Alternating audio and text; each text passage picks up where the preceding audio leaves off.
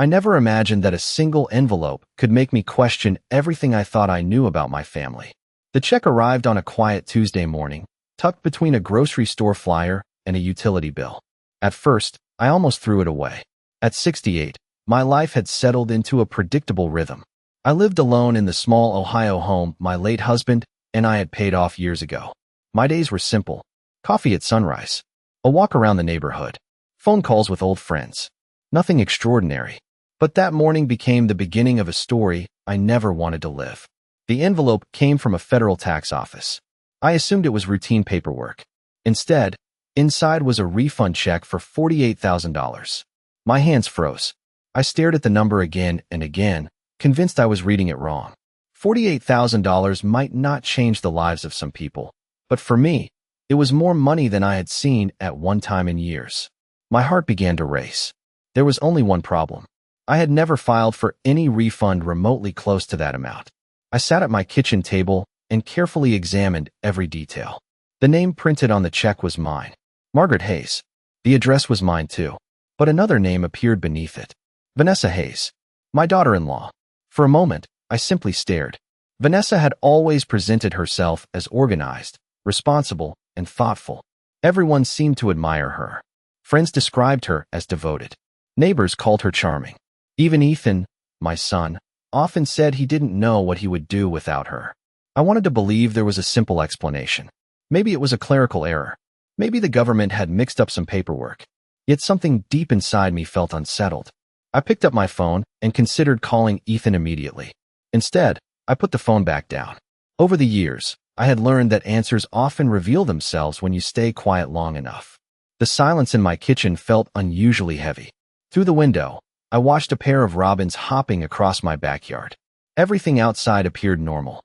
Inside, however, a question had already begun growing in my mind. Why was Vanessa's name connected to a refund I knew nothing about? I carried the check into my living room and opened an old filing cabinet. For nearly 40 years, I had kept every important financial record: tax returns, mortgage statements, insurance papers. If there was an explanation, I intended to find it. Hours passed as I sorted through folders. The more I searched, the less sense everything made. None of my records matched the amount on the check. None of my previous filings suggested I should receive anything close to it.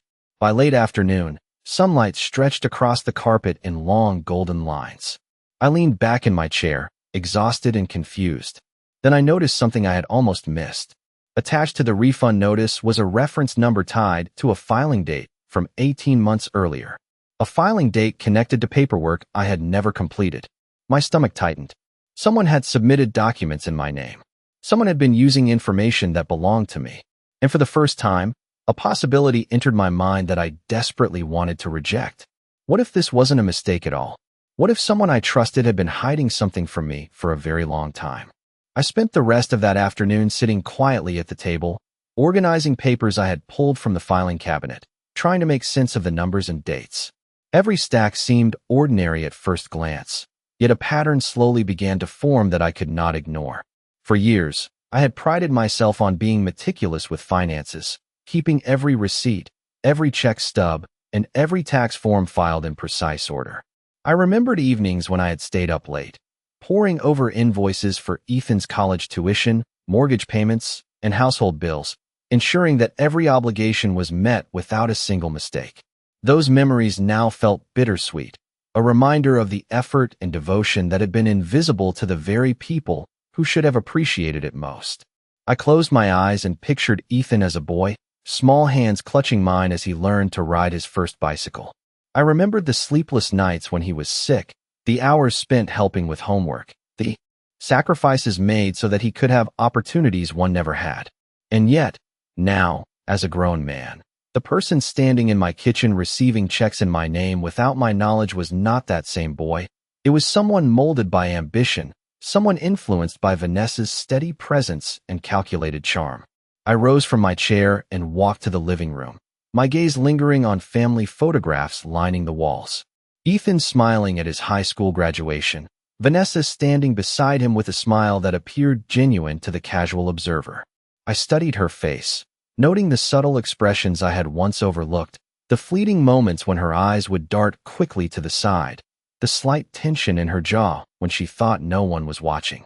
It was in those small gestures that I began to understand that something had shifted long before the check arrived.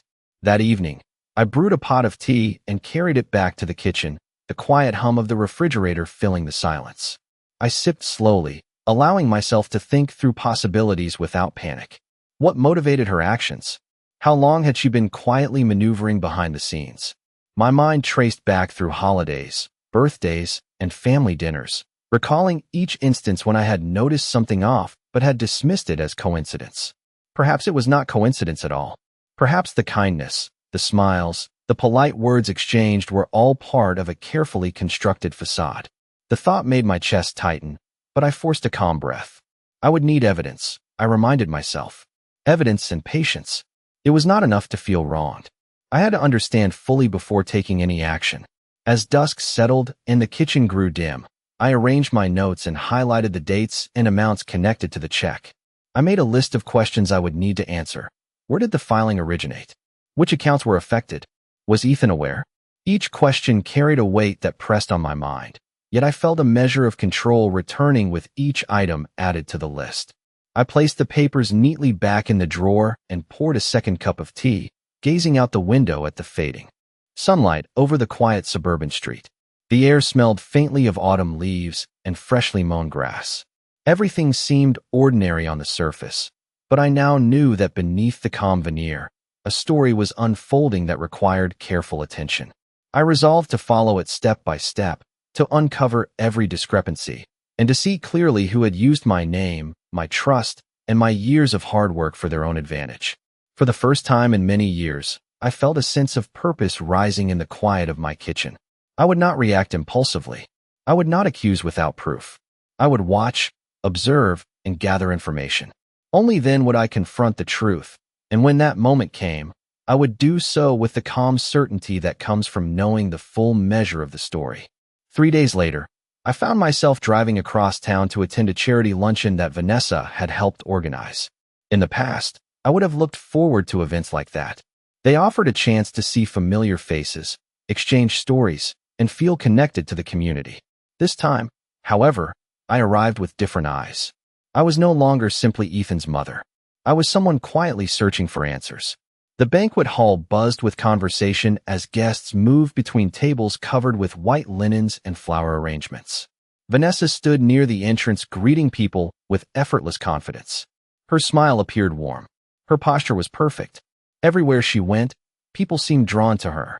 I watched from a distance as she laughed with local business owners and posed for photographs. Nobody looking at her would suspect anything unusual. For a moment, I almost felt foolish for doubting her. Then I noticed something small. A woman approached Vanessa carrying a folder. The exchange lasted only seconds. Vanessa's smile tightened. She quickly guided the woman away from the crowd toward a quiet corner of the room. The interaction seemed insignificant, but something about it caught my attention. I spent most of the luncheon listening rather than speaking. People often reveal more than they intend when they believe nobody is paying attention. Near the end of the event, I overheard two volunteers discussing paperwork issues from the previous year. One mentioned delays involving financial documents and amended filings. The other replied that Vanessa had handled everything personally. The comment lingered in my mind. Personally. It was an innocent word, yet it connected itself to the refund check sitting in my drawer at home. When the event ended, I approached Vanessa. She greeted me with her usual cheerful energy. "Margaret, I am so glad you came," she said. "You look wonderful." I smiled politely. "You did an impressive job organizing everything." Her expression brightened immediately. Vanessa enjoyed praise. That much I had learned over the years. We exchanged a few more pleasantries before she excused herself to speak with another guest. Nothing about the conversation seemed unusual. Still, as I watched her walk away, I felt the same unease I had carried for days. That evening, I returned home and reviewed my notes again. I began creating a timeline. Dates, names, documents, conversations. The process was slow, but each detail helped build a clearer picture. Around 9 o'clock, my phone rang. It was Ethan. We spoke briefly about ordinary things. The weather, his work schedule, a home improvement project he was planning. Yet something felt different. There were pauses where there had not been pauses before. Moments when he seemed distracted. Several times, it sounded as though he wanted to say something, but changed his mind. After we hung up, I sat quietly in the darkened living room. The house felt still except for the ticking clock above the fireplace. I thought about the years I had spent believing that honesty naturally existed within families. Perhaps that belief had made me overlook things I should have questioned long ago. Before going to bed, I opened the folder containing the refund documents one more time. That was when I noticed a small notation I had missed earlier. It listed the name of an accounting firm located less than 15 miles from my home. According to the paperwork, someone from that office had helped process the filing connected to my refund. I stared at the address for a long moment. For the first time since the check arrived, I had something concrete to follow. And deep down, I sensed that the answers waiting at that office might change everything. The next morning, I left my house earlier than usual. The sky was gray, and a light drizzle covered the streets as I drove toward the accounting firm listed on the paperwork. The building itself was unremarkable, a two-story brick office tucked between a dental clinic and a real estate agency. If I had passed it on any other day, I would have never given it a second glance. I sat in my car for several minutes before going inside, reviewing the questions I had written down the night before. I reminded myself to stay calm. I was not there to accuse anyone. I was there to understand. The receptionist greeted me politely and asked how she could help. I explained that I had questions regarding a tax filing connected to my name. She asked me to wait while she checked their records. A few minutes later, a middle-aged accountant named Thomas Reed invited me into his office. He seemed friendly enough, the kind of professional who had spent decades helping ordinary people navigate paperwork and regulations. After I showed him the refund notice, his expression changed. Not dramatically, just enough for me to notice. His eyes lingered on the document longer than expected. He clicked through several files on his computer and then leaned back in his chair. "Mrs. Hayes," he said carefully, "according to our records, this filing was completed about 18 months ago." My stomach tightened. "I never filed it," I replied. Thomas frowned slightly. "That is unusual." He turned his monitor toward me. There on the screen was my name, my address, my identification information. Everything appeared legitimate. Yet one detail immediately caught my attention.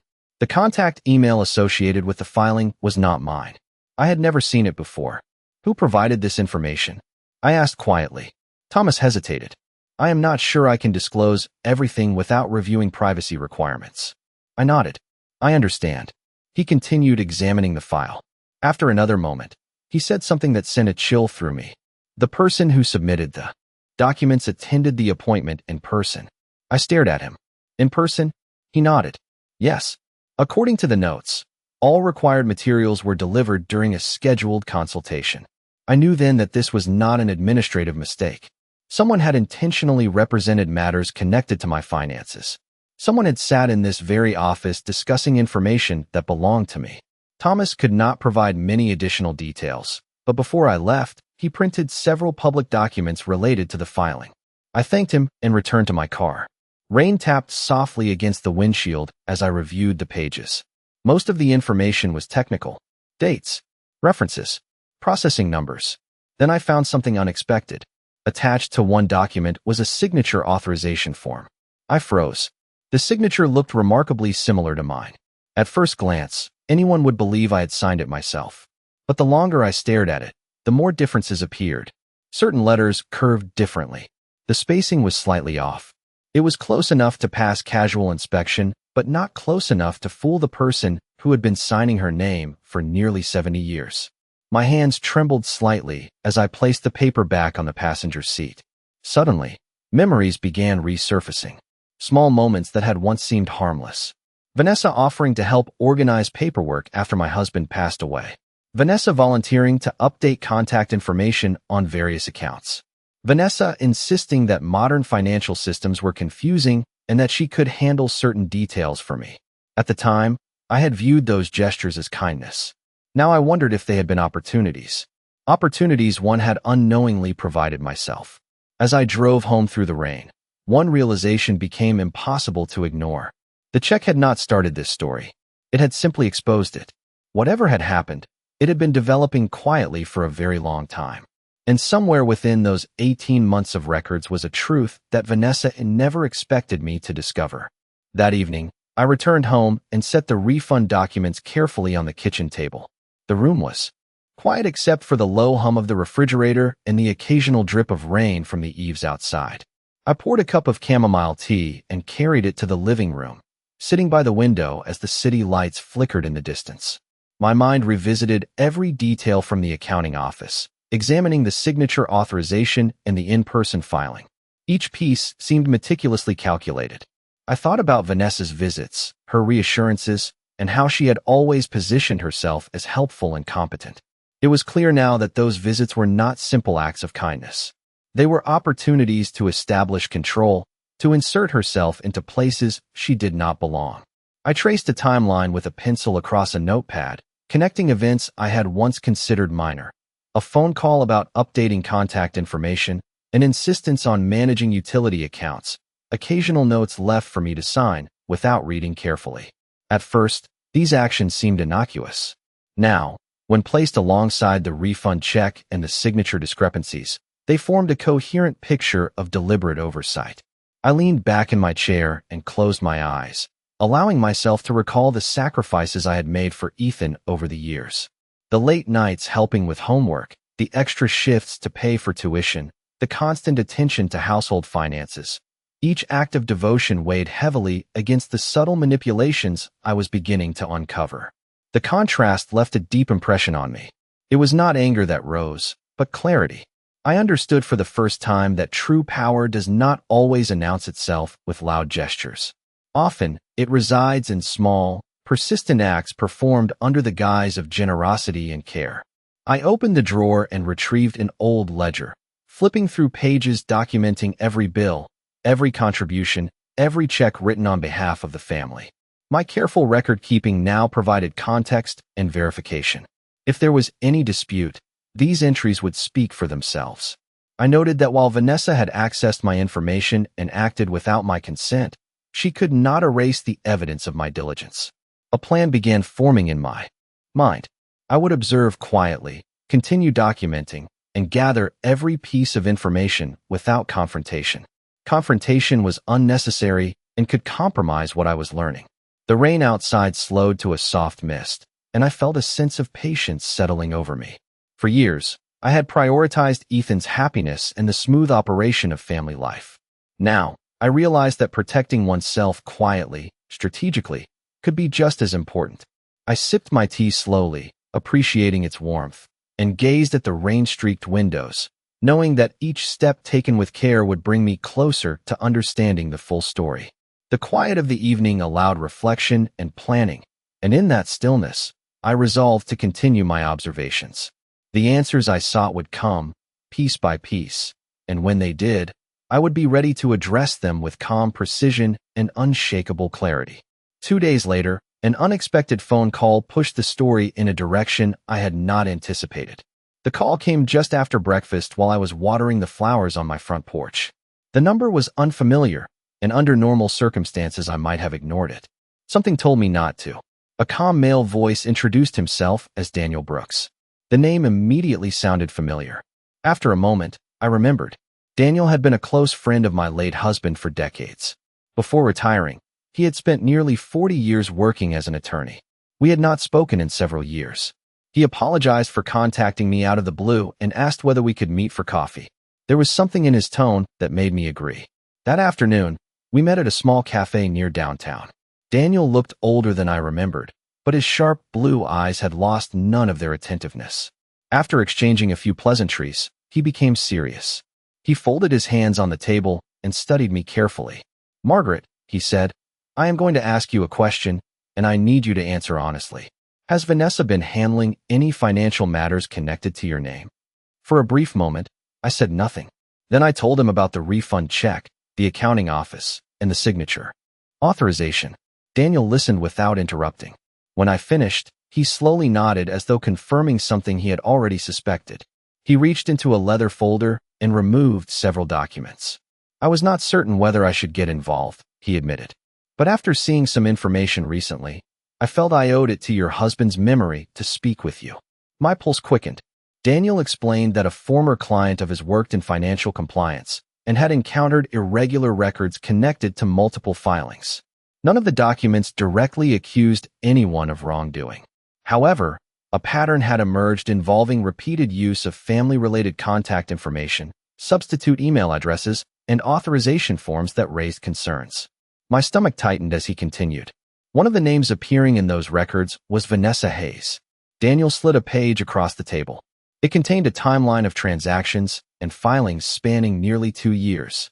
Some entries were familiar. Others were completely new to me. The most troubling detail was that the activity extended far beyond the refund check. Several filings appeared linked to financial benefits, account adjustments, and applications submitted using information that should have required my direct involvement. I stared at the page, struggling to absorb what I was seeing. "Does Ethan know?" I asked quietly. Daniel hesitated before answering. "I do not know, but I believe there is a possibility that he knows more than he realizes." That answer stayed with me, not because it confirmed anything, but because it introduced a possibility I had been avoiding. Ethan had always trusted Vanessa, perhaps too much. Daniel encouraged me not to confront anyone yet. Instead, he advised patience and documentation. Gather facts. Verify timelines. Build a complete picture. It was exactly what I had already been doing. As we prepared to leave, Daniel handed me a business card and told me to call if I discovered anything new. Driving home, I felt both relieved and unsettled. Relieved because I was no longer alone in my concerns. Unsettled because the situation appeared larger than I had imagined. The refund check was only one thread, and somewhere beyond the information Daniel had shown me was a secret that neither Vanessa nor Ethan expected me to uncover. For the next week, I followed Daniel's advice and focused on facts instead of assumptions. Every morning, I reviewed documents at my kitchen table, adding notes to the growing file I had assembled. Dates connected to filings. Email addresses I did not recognize. Authorization forms carrying signatures that looked almost like mine. The more information I gathered, the clearer one thing became. None of this had happened by accident. Someone had invested time and effort into building a system that operated quietly in the background. One afternoon, while organizing records, I noticed a payment reference linked to an online account. The account itself was not in my name, but several notifications had been routed through information associated with my address. Curious, I searched through old emails and paperwork. After several hours, I discovered something that stopped me cold. 18 months earlier, Ethan had emailed me asking for a copy of a tax document. At the time, I had not thought twice about it. He explained that Vanessa was helping organize family financial records and wanted to ensure everything was properly documented. I had gladly provided the information. As I reread the message, another memory surfaced. A week later, Ethan had called to ask whether I had received several forms in the mail. When I told him I had not, he sounded relieved rather than concerned. At the time, I dismissed it. Now, I could not stop thinking about it. That evening, Ethan called again. His voice sounded tired. We spoke about ordinary things for several minutes before he mentioned that Vanessa was busy preparing for their upcoming anniversary celebration. The event was only a few weeks away and would include family, friends, business associates, and members of the local community. As he described the plans, I listened carefully. Then he said something unexpected. "Mom, Vanessa has been handling a lot of paperwork lately. I do not know how she keeps track of everything." There was admiration in his voice, but there was also uncertainty, a brief hesitation, a pause that might have gone unnoticed by anyone else. After we ended the call, I sat quietly in my living room and thought about what Daniel had said. Perhaps Ethan knew more than he realized, not because he was actively involved, but because he had chosen convenience over curiosity. He trusted Vanessa to manage details. He trusted her explanations. He trusted her decisions. In doing so, he may have ignored warning signs that should have raised questions. The realization hurt more than I expected. I had spent years believing that if Ethan ever faced a difficult choice, he would instinctively protect his family. Now I wondered whether comfort and routine had made him look away from things he should have examined more closely. 2 days later, another piece of information arrived. Daniel called and asked if we could meet briefly. When we sat down together, he handed me a printed report. Buried among dozens of entries was a transaction record connected to one of the filings. The amount itself was not remarkable, What mattered was the authorization note attached to it. According to the record, the approval had been discussed during a meeting attended by two people. One of those names was Vanessa Hayes. The other was Ethan Hayes. I stared at the page for a long moment. My chest tightened, but I did not cry. I did not react at all. Instead, I folded the document carefully and placed it inside my folder. For weeks, I had been searching for answers about Vanessa. Now a more painful question stood before me. Exactly how much did my son know, and how long had he known it? The anniversary celebration arrived on a warm Saturday evening in early autumn. The venue was a beautifully restored country club just outside the city, surrounded by tall oak trees and carefully manicured gardens. Guests filled the reception hall long before sunset. Laughter echoed across the room. Servers carried trays of appetizers between tables decorated with candles and white roses. From a distance, everything appeared perfect. Vanessa moved effortlessly through the crowd, greeting guests with the same confidence I had seen countless times before. She wore a bright smile and accepted compliments with practiced grace. Ethan remained close to her side, introducing business associates and thanking friends for attending. Watching them together, nobody would have suspected the questions that had occupied my thoughts for weeks. I arrived a few minutes early and chose a seat near the back of the room. My folder rested quietly inside my handbag. I had reviewed its contents so many times that I practically knew every page by heart. Yet I had not come to create a scene. I had come to observe. Throughout the evening, I paid attention to details. Vanessa seemed unusually attentive whenever financial topics surfaced in conversation. More than once, I noticed her steering discussions away from certain subjects. Small moments, brief interruptions, quick changes in direction. Individually, they meant nothing. Together, they revealed a pattern I could no longer ignore. As dinner progressed, guests began sharing stories about Ethan and Vanessa. Friends spoke about their generosity. Business partners praised their professionalism. Family members reflected on years of happy memories. Each speech painted a picture of success and stability. Then Vanessa stood to deliver her own remarks. The room fell silent as she thanked everyone for supporting their journey. She spoke about hard work, trust, and family. Several times, she emphasized the importance of loyalty. The word lingered in my mind. Loyalty. I wondered whether she understood how differently that word sounded to me now. After the applause faded, I noticed something unexpected. Ethan appeared uncomfortable. Not dramatically, just enough for someone who knew him well to recognize it. He glanced toward me several times during the evening. Each time our eyes met, he looked away first. That simple gesture spoke louder than any speech. It reminded me of the hesitation in his voice during our recent conversations. The uncertainty, the pauses, the feeling that something remained unsaid. Later that evening, while guests mingled near the dance floor, I stepped outside onto the terrace. Cool air drifted across the lawn as the sun disappeared behind the trees. A few minutes later, Ethan joined me. For a moment, neither of us spoke. We simply looked out across the darkening landscape. Finally, he broke the silence. "Mom, are you enjoying yourself?" he asked. It was an ordinary question, yet something beneath it felt different. I smiled gently. "I am observing," I replied. Ethan nodded slowly. His expression shifted. Not fear, not anger, something closer to concern. He seemed on the verge of saying more. Then voices from inside interrupted the moment. Someone called his name, and he turned back toward the reception hall. Before leaving, he hesitated. "There are things I probably should have paid more attention to," he said quietly. Then he walked away. I remained on the terrace long after he disappeared inside. Those words echoed in my thoughts. They were not a confession. They were not an explanation. But they confirmed something important. Ethan was beginning to see cracks in the story he had trusted for years. And as I stood beneath the evening sky, one realization became impossible to ignore. The truth was already moving toward the surface. Soon, nobody would be able to pretend they did not see it. After the anniversary celebration, the following days were quiet, almost serene, yet the weight of what I had uncovered lingered in every corner of my home. I spent hours in my study, reviewing the documents once more, laying them side by side with my notes and the printed records Daniel had provided. Each page told a story that was both subtle and deliberate. I traced lines connecting dates, emails, and authorization forms. The pattern was undeniable. Vanessa had woven herself into the framework of our family finances, not with malice, but with a precision that masked intent.